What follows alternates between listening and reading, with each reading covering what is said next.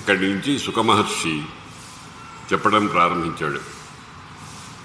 ఇదంతా ఈ ఇందులో ఉండేటువంటి విషయాలు, వస్తువులు అన్నీ కూడా యథాతథంగా తీసుకోవడానికి వీల్లేదు. ఇవన్నీ సాంకేతిక పదాలు.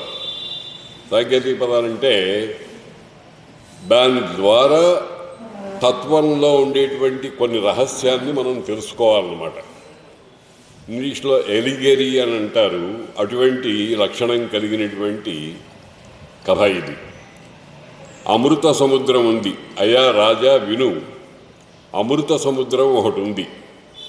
అందులో త్రికూటం అనే పర్వతం ఒకటి ఉంది. త్రికూటము అంటే 3 శిఖరాలు కలిగినటువంటిది. ఓ పర్వతం సముద్రంలో నుంచి పైకొచ్చింది. ఆ పైకొచ్చిన పర్వతానికి 3 శిఖరాలు ఉన్నాయి.